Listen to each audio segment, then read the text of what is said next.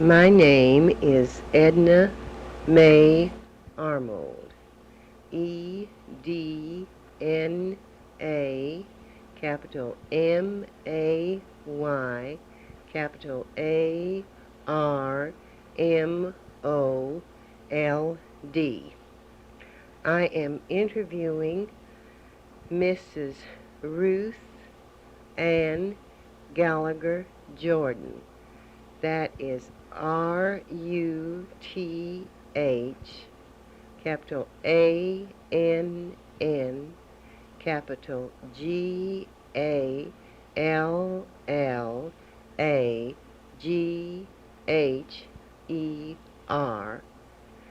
capital Jordan.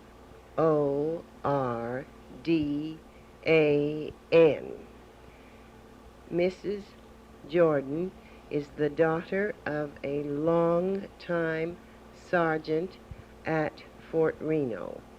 His name was Mike Gallagher. This interview is being taped in the archives room of the El Reno Carnegie Library on June the 18th, 1974. To be a fact, but I hesitate to say any names because so many times you can say something to someone and they pass it on to someone else and maybe it wasn't true at all. But if somebody is really, really interested and knows a little bit more about it, I wish you would come to me and tell me. But one of the first beauty shops in this town, and I can't even find the date on when it was, I know it was prior to 27, but Gladys Benson, who is now dead, said that she knew of a woman going and getting a metallic, what you were speaking of a while ago, in the hair color, and that it killed her right in the shop. Oh, my word. And that her husband, Thomas Benson, I don't know how long he's been in business or dead either, had picked her up right in the beauty shop. And what year did Gladys say it was? It was prior to 27. It was one of the very first beauty shops in this town. Do you have any idea? Mrs. Fowler ran a beauty parlor here about that time. Gladys did want to work for her. And I believe Ellen Thompson, that lives here on the... Maybe they would know. Anyway, if any of you find out, I know one name that was given to me. But there used to be a beauty shop I can check that. up over, well, where the florist shop is now, Preston's. Mm-hmm. There used to be a beauty shop up there. And that was, oh my land, before I ever heard of a beauty shop being on the ground floor anywhere.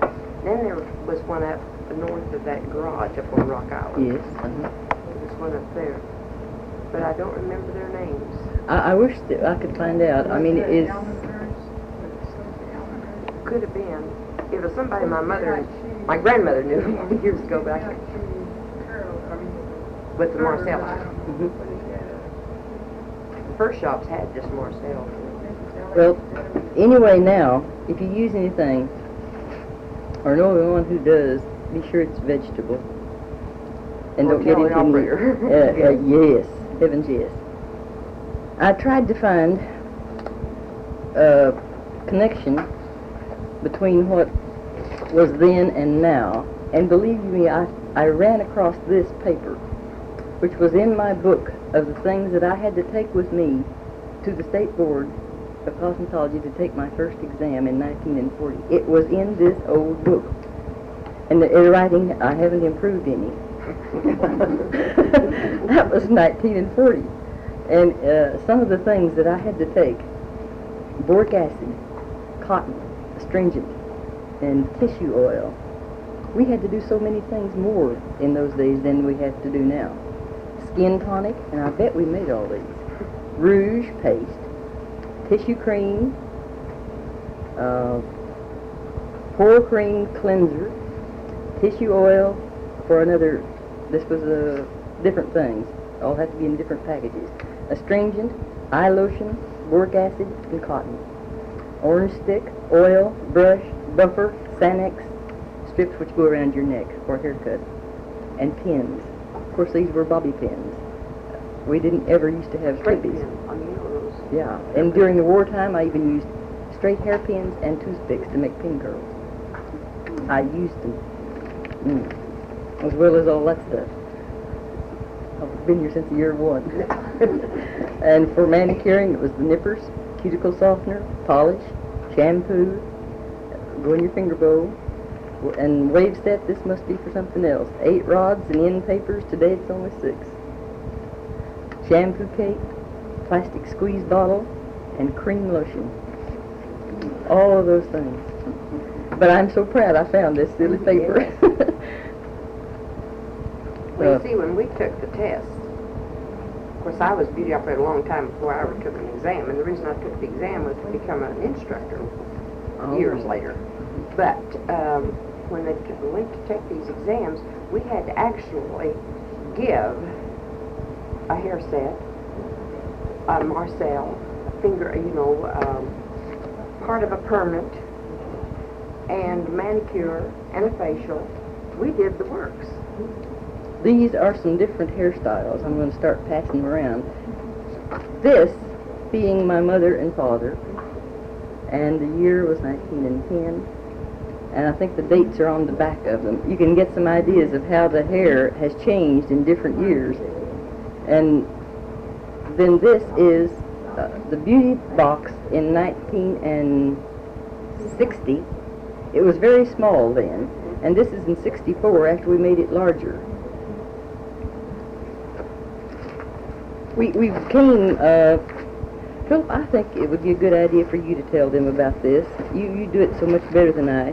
With that tape recorder on, I'm liable to say what I'm thinking instead of what sounds better on a tape recorder. I'm used to talking to patrons, victims with me. Well, through permission of the living relatives and the good graces of the State Board of Cosmetology, we have a complete set of records on Mrs. Dora Warren from the time the State Board of Cosmetology was formed. Title 59 was passed in the legislature in 1930, the session of 35, and became effective July 1, 1935. Prior to then, anybody working as a hairdresser, cosmetologist, or whatever they might want to have been called at that time, could hang their shingle up and work. And if anyone working prior to July 1, 1935, and could prove this, under the grandfather clause, could make application, and here is the original 1935 application of Dora Warren. Make application to the State Board of Cosmetology in submitting a fee of $3, I believe it was in those days, and it was a physical examination. No, correction, $2. Could receive their license. Whole year.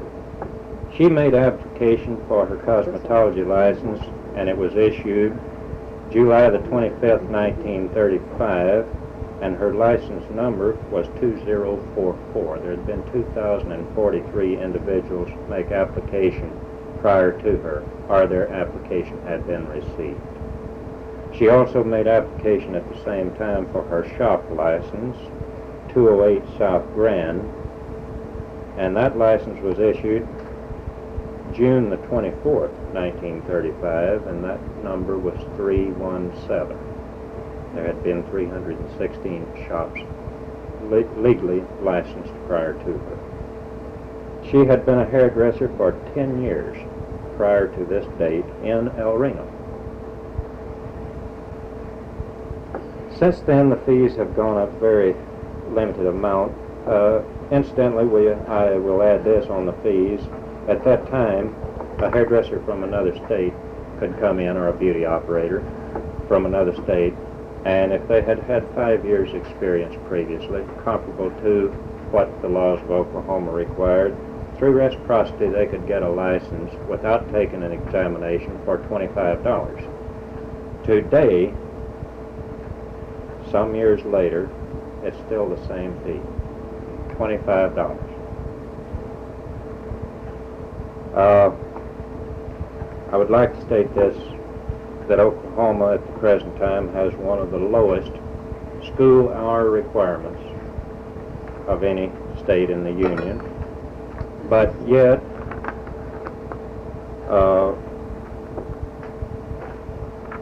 we have several thousand hairdressers, 6,000 at the present time licensed, but we can't find anyone to work.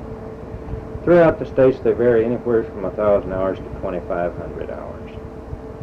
Some of the states will recognize the schooling of other states, providing their hours equal the same or greater. If not, there are other means and methods. If you have a certain number of years experience plus your schooling, then you can be licensed in the state through reciprocity by verification of the state board in the other state that you came from. I myself went to school in Texas in 1954, received my license. I was in the service at the time. Then when I retired from the service in 1961, I went back to school again in Kansas. Consequently, I have two schools, full 6 months, approximately 2,200 hours of school, not counting the others.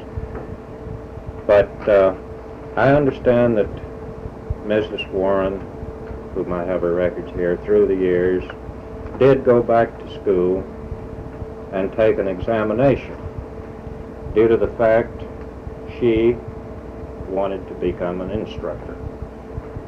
And for several years, up until, well, 52 and I believe 54, if I remember correctly, whenever she dropped her instructor's license and closed her shop temporarily due to illness. We were even quite fortunate enough to get some of the pictures that were still on the papers out there. These records are normally destroyed upon notification of death. They make certification, keep one picture, one signature, a permanent record in the state halls, and then destroy all records unless there is someone who requests it and will sign for them and release. And we were, as I said, very fortunate in getting these complete records, and they will go to the Warren family to go with the rest of her papers after today. They may do as they see fit with them. Mr. Warren this morning told me that I could keep them if I so desired, but the only thing that I would like, since we do have all of her equipment, is one copy of the records to frame and hang up with the equipment. She also grew up in Union City. Yes, I understood that she was originally from Union City, or from Union City came to here. She knows more about it. I knew her since she was a little girl, Little girl. about 3 years old. I'd enjoy looking at these. These papers, along with all the other equipment, will be up here, and if anyone would care to just look through them, there is nothing private about them. To my knowledge, there is nothing that couldn't be published in a newspaper. And she is one little lady, as they said at the state board, that so many times ladies in those days would kind of stretch their age a little bit one way or the other, and they weren't always exactly truthful. But through verification, Mrs. Warren did give her proper age at the time of registration. Is there anything now that you can think of that I've left out? There's one little gadget you need here for your collection. Yes. And you may have it at home. It looks like a piece of corrugated tin. You heat it and it clamps through your hair like this and lets you plug wait. it. That's what I understood. No, I do not. I've No, never ma'am. seen those. That is That was about 26 and 27. right. We I've do never not have seen one. We were discussing that. If I ever find one, We I'll- just fell heir to all of this so recently that we've been enjoying it so much, just looking and remembering of how we used to one use it. iron, it had several ridges in it. Yes. Yes, that you clamped on, and it looked more like a rubber board on. Terrible. And I've used That's those. one Marcel iron. I thought that was a Marcel. Well, in a no, way. no, this is your Marcel irons here. This is a later model which has a slight insulation on the handles. And then there was one that had wooden handles, and the handles would roll on them, so you could turn them to... I have seen Ethline Wrigley use those on Ms. Monty from Union City. Yes, Miss Murphy. Dr. Richardson's Richardson's wife. For years and years and years. I have one of those that the handles bend over so you can sit on top of the lamp. And your handles don't get hot. Oh. Well, that's a type that is a lot older than that. I remember some of my friends used them when I was a little girl, just a little girl. Well, I had two prongs. Yes, No, the- I mean, we call them curling irons. Yeah. these were, the original of these were designed in 1896, and I'm sure that these probably were manufactured in the early 20s or late teens. Probably in the early 20s that these irons were manufactured here.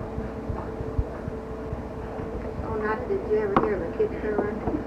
Yes, we have some. You got one? Yes. There's a kid curler. And did you ever cut a coffee can all around and round and round and wrap those that you took off, you know, from the top of the can with rags, and you make your own kid colors in that fashion? Well, I never did it. Somebody used rags to make this long curl.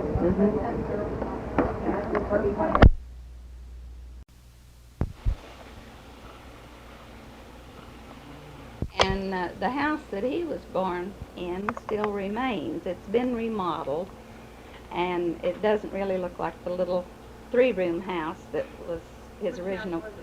The one that they remodeled for Bill McGilbra. And it was next door to the house that I was born in, which was the house that Gertrude and Bill Williams lived in at the time. No, it's no longer there. I do have pictures of it, but I couldn't bring everything with me. And we lived there until I was about 2 years old, and then we moved up on the corner just south of where the Walshes lived. And we remained there for several years. And of course, my brother was of school age at that time, and they went to Darlington for just a few weeks, and then a school was started at Fort Reno, but there were no funds for teachers. So the teacher was carried on the payroll some months as a carpenter or a painter or what have you. That's the way they got the funds for the teacher. And my brother's first teacher was a Miss Ruth, and the first one I had was a Miss Courtney. And then in the second grade, I had Mrs. Patman, Mrs. J.L. Patman. And of course, J.L. came into their marriage late. So about all we learned was what J.L. did. When he took his... no, because those were the... Miss Loomis, yes. See, she boarded at my folks' house. And I was telling them the other day that one time she corrected my brother about something, and of course he was angry at her, and he beat her home. So he had a thumbtack in her chair at the table, and she was quite large, and she came down on this thumbtack, and of course my brother went to the bathroom with my mother, and he received his just punishment. But Miss Loomis dated a Lieutenant Worthington, and of course I have the clippings of where he was taken a prisoner on Corregidor, and then later was in the Bataan Death March, and was later killed by a man just because they were having a party for his daughter, a wedding party, and this man was angry at the music, at the noise that was being made, and shot him. And then to get back to the school, though, in the third grade, they decided that, when I was in third grade, they decided they wouldn't have a school at Fort Reno, so we were sent over to Darlington to school. Well, we weren't welcome over there, So they let us go for a few days, and then they decided that we didn't need to be in school there. So we went over anyway, and my mother went with us, and Major Weeks, and some of the other parents. And they decided if we couldn't go to school there, the kids that were going to school weren't going to learn anything either. So we were allowed to make as much noise as we wanted to. And finally, the outcome of this was that since my father had come to Fort Reno when he was 12 years old and had lived there with his parents up until my grandfather's retirement in 1900, he had no legal residence other than Fort Reno, unless they would rule that El Reno was his legal home. So my folks felt like we were entitled to an education, and they started through the courts, and it took several years before it was settled, and we had to pay tuition to attend school, and it was $35 a year for each one of us, which was a lot of money out of a soldier's pay. And some of the other children, two other boys, Ned Fuller and Charlie Gibson, came into town, and we went to Irving School.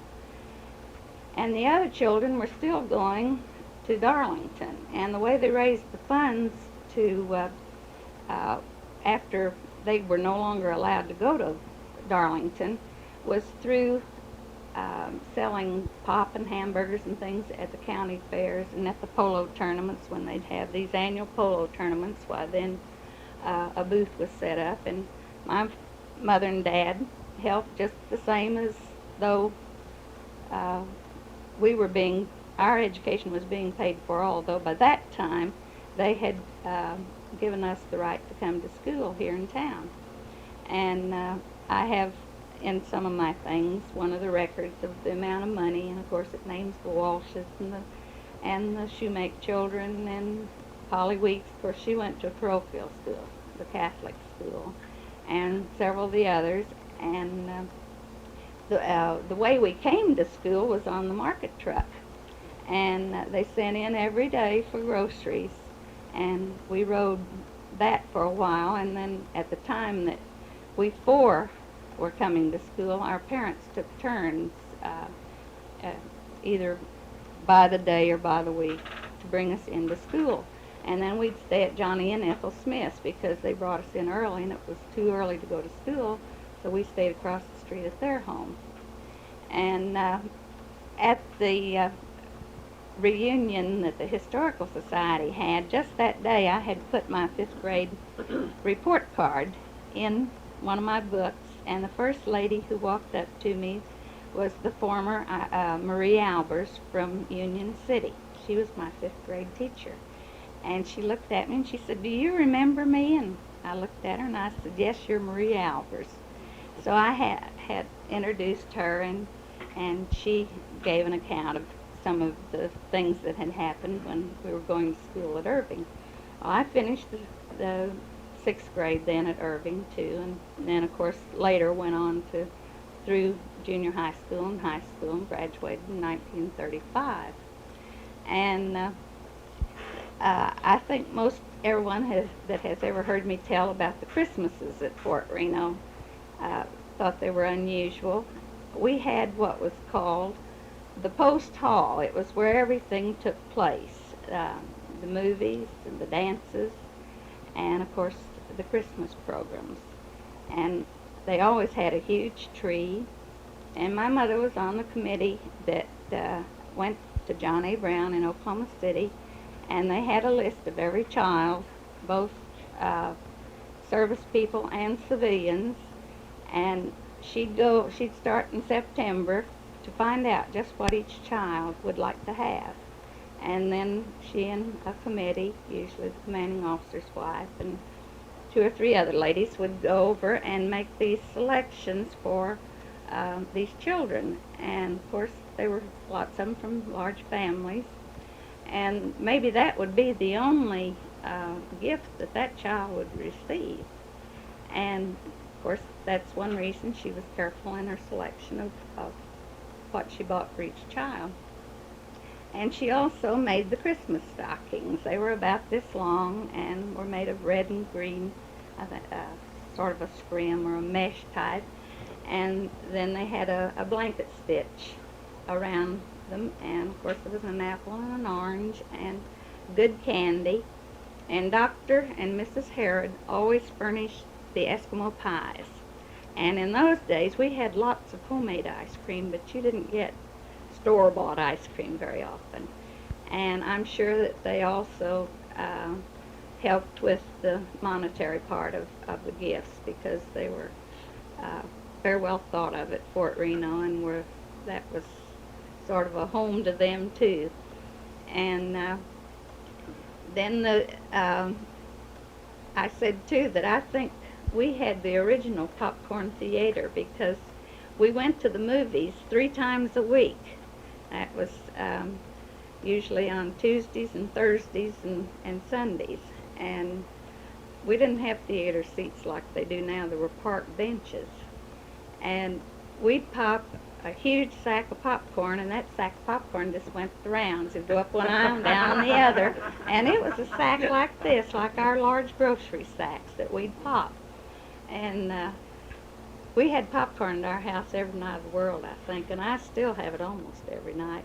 It just seems to be a connection with my family that I never did outgrow, and it was another thing, the only food my mother could eat when she carried both of us, so I think she really marked us with popcorn. That settled her stomach, and we love it, our children love it.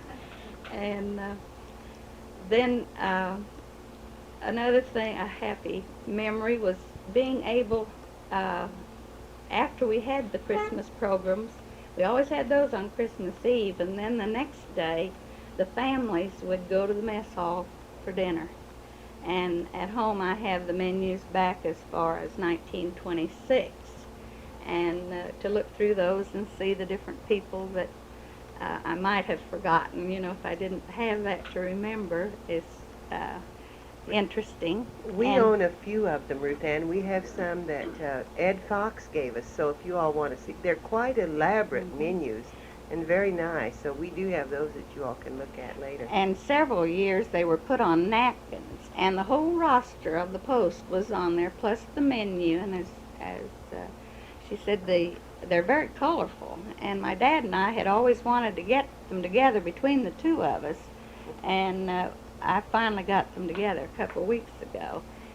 And of course the menus, I can remember eating Brussels sprouts. That was something that was really a delicacy, and most people didn't like them because they said, oh, it just tastes like cabbage. But that was always on the menu. What was that? Brussels sprouts. Oh. And of course now they're very common, but you take 50 years ago, they weren't that common. And they'd bake the fruit cakes. Jake Goodnight was one of the cooks, and he'd start the fruit cakes along in September, and then by Thanksgiving and Christmas they had been soaked with wine, and they were very mellow and very delicious. And after I graduated from high school, of course, my husband had come there as a private, and he had come down here from Fort Riley, Kansas. And Virginia Grabfelder and I were bosom buddies, but we were never allowed to date the soldiers. And they, of course, would like to have dated us, but we just didn't go with them. We went with the El Reno boys. But when I was about 23, I started dating my husband, and we were married on Christmas Day. After having been to one of these dinners, we came into El Reno and were married by Mr. Hodges, the Baptist minister. And Bill Meisenhelder and some of the other old-timers were there at the dinner with us that day. And then we stayed with my parents the first couple of months that we were married, and then Mr. Woods asked me, he said, who was your favorite commanding officer out there? And I said, well, I believe Colonel Ireland was, because a soldier had to have permission and show that he could support a wife and Marvin made $34.50 a month. But we were allowed to get married, and we moved into what were converted CCC barracks down in the close to what was known as Lionsville. And we lived down there with a number of other newly weds. Ralph and Thelma Carroll lived down there, and Elsie and Doc Cox, and Preacher Hill was the mayor. And Carl Albert's not the only one that has his bug tussle, because that was the name of the CCC camp. And we bought our furniture from Mr. Cox, and out of that $34.50 we paid $10 on the furniture. Well, we were given ice and coal, and our lights only ran $1.50. We had no rent to pay, and groceries, or commissaries as Army people call them, were very reasonable. We had $15 credit at the commissary, and we never used it. Marvin ate part of his meals at the barracks because he was not drawing rations at the time, but later he was allowed his rations. And of course my parents living there, why, we didn't need an automobile because we went with them. And he had told me, though, he was a private when we were married, and he said, now, before we're married too long, he said, I'll be an enlisted man. So he took the examinations and soon was made a staff sergeant. And then shortly after that, well, at that time was when we planned a family, and we had one child, Kenneth, and he was not born at Fort Reno. There were no facilities for ladies at the hospital there, so we came into town, and Dr. Brown was the doctor that delivered him in the El Reno Sanitarium. And we lived next door to where the post chapel is, in that set of quarters. And when Ken was only about 3 months old, my husband had been promoted to technical sergeant during the time that we were expecting him, and he was the first man from Fort Reno to go to officers candidate school, and that was in Philadelphia. So that was a 3-month course, and he came back a second lieutenant. And he served 1 day at Fort Reno and then was sent to Camp Normal, Texas. And we went down there, and of course I had never been away from home. I had a new child, and I cried all the way down there. I think I cried every day that I was there. And he was a little bit disgusted with me, and my family came down and spent the first Thanksgiving with us there. And we had 2 that year. That was the year President Roosevelt had the 2. So when they came back home, he sent me back home with them. And I came back, well then that December was when Pearl Harbor was bombed. And of course he volunteered for overseas service the day after Pearl Harbor.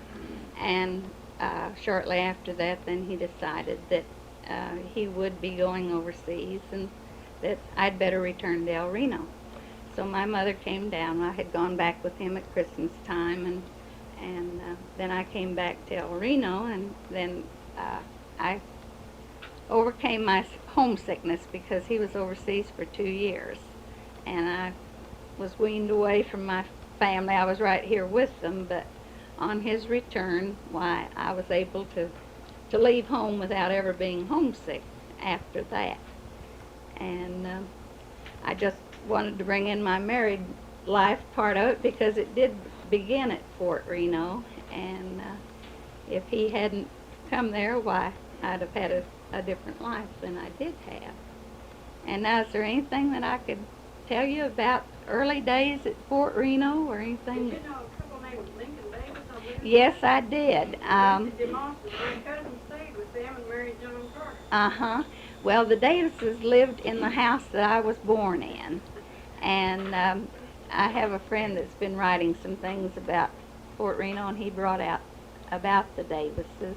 I've been out there many times, and Bill and Gertrude were good friends of theirs. Yes. John and Jessica. And I knew John and Jessie very well, and I still see John frequently when. How did you call up with, Pardon? what was that little Carter girl's name? Shirley. Shirley. And John, after Jessie died, John remarried, and he has brought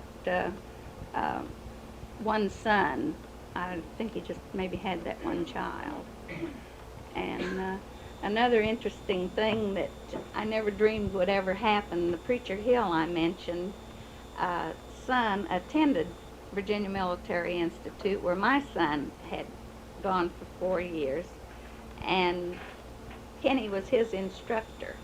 And who would have ever thought 40 years ago that my son would be instructing their son, and they would graduate from the same college back east. So it's just unusual. And of course now we have the reunions at Fort Reno, and this Sunday will be our 15th one. And of course each year different people come back that some of them haven't ever been there before, and others of course make it every year. And it's very nice to be able to go back out there, because Mr. Stevens particularly always welcomed us back out there and always made you feel like it was still your home, because it will always. We'd like to see the John if we ever see him. He never calls us or anything, but Jessie is buried right next to my husband, just the first row west, right next to him. Did Miss Loomis ever come back to any of the? No, she never did. I think they live in Brownsville, Texas, is Her where name they. was Furnace. Yes, and of course, for those of you who may not remember, they were the ones that owned the theater. Loomis's and Enlow's owned it. This, I'd like to tell a story that sounds like imagination, but it's true concerning Fort Reno. There used to be two couples living here in town, a Mr. and Mrs. Lacey and a Mr. and Mrs. Lakin. I think the women were sisters. And they moved to Norfolk and Portsmouth, Virginia during the war to work in the shipyards. They left their effects here in a storage plant. I forget the name of it. It was down by the mill somewhere. And after they were sent, they sent for their trunk. A trunk came and they opened it, and it was Teddy Roosevelt's uniform, hats, shoes, documents, letters, everything in it. And they wired back to the storage company, and they sent them money pronto to send that back. And whatever become of it, I don't know. I happened to be there right after that and was told about it. And they said the boots were muddy, and after he had been out of Fort Reno. And I guess his trunk was stored at the storage place. As that was an interesting thing if we had somebody that could remember it. Teddy Roosevelt was out here, you know, and organized a group to go to the Mexican War. Yeah. And we can find articles in the newspapers of the time, but I've never known anybody that was there early enough to remember when he was there. Well, I'd like to know what became of that trunk. Yes. Did they ever get their trunk? Did they? Yes, they got their trunk right away. I went out to Montana with the rider that they had a horse called White Man. He come off the Roosevelt Ranch from Ranch Street. Roosevelt used to ride him when he was in Dakota. He's no horse then. That's a long time ago. Yes. If there's any sugar around, he'd get into it. I tell you, he was a sack of oats or anything. He was a pet. Nobody ever rode him. Where did you live then while you were in the Army after you moved from here? I mean, where all did you live, Ruth Ann? I'd be interested in that, although it isn't Fort Reno.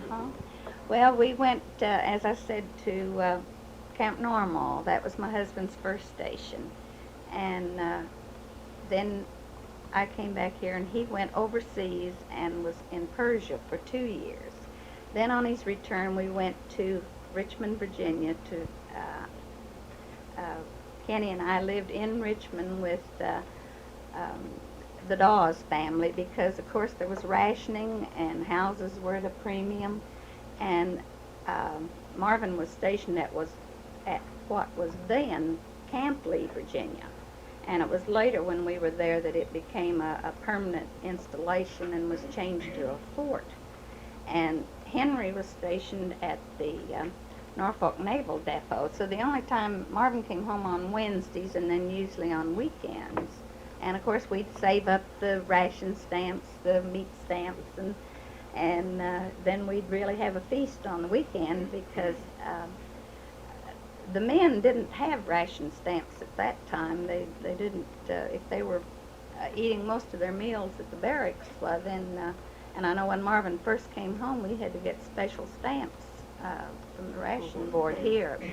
And I remember one day, the kids were quiet, and we just thought, they're just being so good. We were hanging up clothes downstairs, and when we went upstairs, they had all the ration stamps pasted all over that room.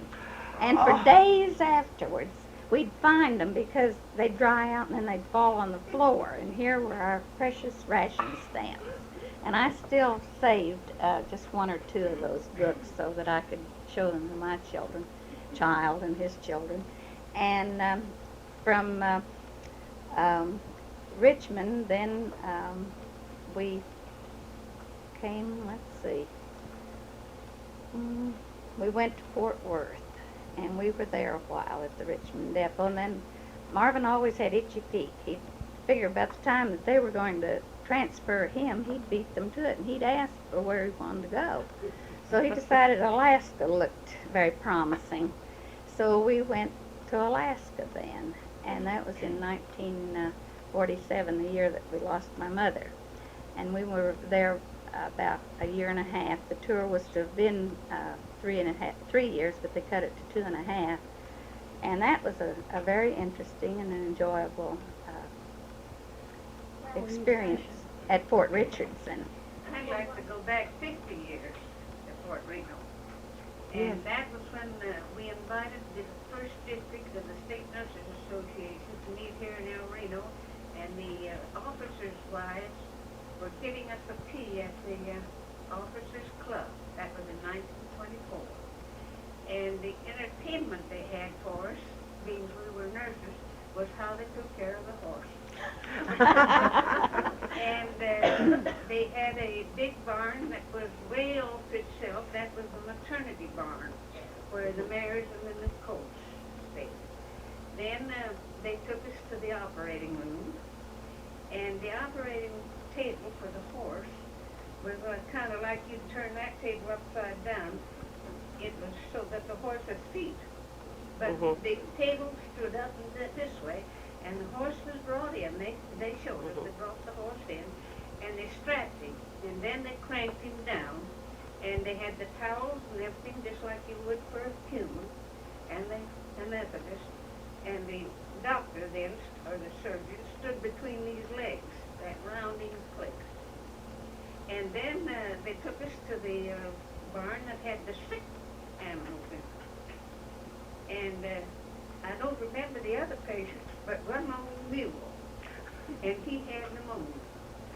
And at that time, the human beings were put on pneumonia jackets, which was a swivel jacket that covered you back and front to the waistline. And the old mule had on a pneumonia jacket. And that was as much as I remember. That wasn't quite that long ago, because I remember all that. That was in about 1935. Oh, no. See, It went on all well, that see, time. it kept Yes. continued, though. I know, but well, but that might they have were been not. on, but I mean this meeting of the nurses. See, the nurses had Yeah. that state meeting out there. Yeah. That's why she... They had But- that operating table when I was out. Well, they had. Way back before the Oh, that They might had have- that may down have at had the that long veterinary. Before, but Uh-huh. I mean, this was the Nurses Association Yeah. meeting here in El Reno, and we were entertained out there. Well, they had things fairly sterile like that at the old veterinary hospital, but when Major Daniels was there, those horses got better care than most women do. All the hay that was put in there was, and it was just like you said, everything was sterile. Bill Colburn and my brother were his assistants. And you'd see Major Daniels tear up the road or down the road because some horse was going to deliver her foal, and he was going to be there firsthand. And I know that it was really, that was I think after, the reason they showed it to us was because we were nurses and they yes, wanted to uh-huh, show us how they took care of their uh-huh, animals. yes, My father, in 1909, worked in the vet barn, and we have his picture with a horseback man, and what they called him, Old Doc Brown was the vet. But I was born in the northwest part of Fort Reno on what they call Incubator Road. Yes. And, Uh-huh. My sister was 5 years old, and we went out there a while back, and part of the cement, probably steps were still there, but the house was gone. But the other houses were there. And I have heard my mother tell about the comet at that time, Haley. and how frightened everyone in Fort Reno was of the comet, not understanding. And they would get out, everyone was out every evening to watch that comet until they had to go to bed. They were just frightened, and you couldn't understand the comet. But that was in 1909, and the captain's wife was so nice that she would bring baby clothes to the different ladies on Incubator Road, and they would pass clothes backwards and forth, when the babies outgrew the clothes. So those were nice times. And that's just the reason it was called Incubator Road, because every woman on that road was pregnant most of the time. And it was back of, I meant to mention this out at Fort Reno that day, because I remember it was still there when I was a child. That's right. And then Bates Christian and his family lived in a two-story house right behind those houses. And, of course, the Christian family were great horsemen, and Mr. and Mrs. Christian both just passed away in the last 5 years. And I have a picture here that I didn't know who the man was on this bronc, and I said, Mr. Christian, could you tell me who this is? He said, I sure could, it's me. And the same with Daisy Davis back there. I have one of him, and he identified himself, and he has helped me identify a number of these people. His memory is excellent, and there are only about 4 or 5 fellows on there that he couldn't recall who they were. And I hope that all of you will look at these pictures, because there are some interesting ones here, and I've certainly enjoyed. Well, yes, Catherine. Were you living out there where Mr. and Mrs. Fox? Oh, yes, Living out there yes, at the time you mentioned yes, Ed Fox. yes. I know they used to speak so much of me. That's another thing. As I said, all the activities in the early days were in this show hall building, and that's where we had our. Full of hay, Yeah. and we worked on it, made the finest dance for it. Yes, it really was. Come in the hunt wagon, drive it in town, and bring a bunch of girls out there. That's right. The same outfit. Came in 1920. Uh-huh. Foxes came in 1920. And I have a picture that Mr. Potts took of me. I was about 7 years old, or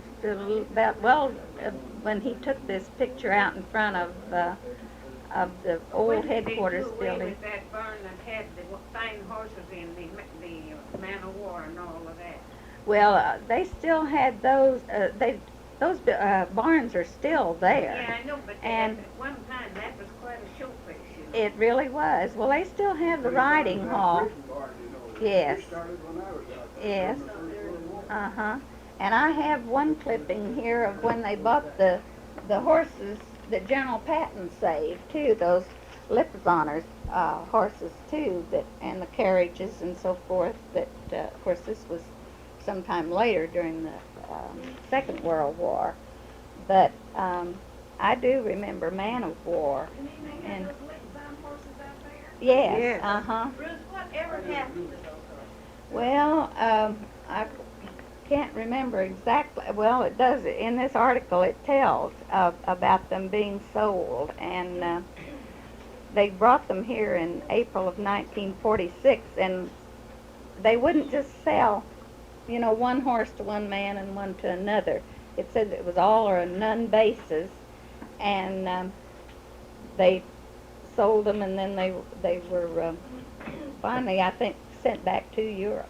Well, I think. part of them are down in Georgia. Are they? They're being bred down there now to be sold for, Like the ones that come here. and they breed them and even train them down in Georgia. There's a good movie about that. Yes, I've seen that, and of course that's in Vienna, I Austria. was going to ask you a while ago, did everyone go to their own church on Sundays from Fort Reno, or did they have one chapel for all? we had to come into El Reno to go to church. Until that, but we had Sunday school to answer Catherine Lemon's. The Potses taught us in Sunday school, and I have pictures here. And then it was in about 43 that they built the chapel out there, and of course we had non-denominational services there. There was occasionally a missionary would come through there, and one time the Extension Society of the Catholic Church sent a missionary car out there for the priests to.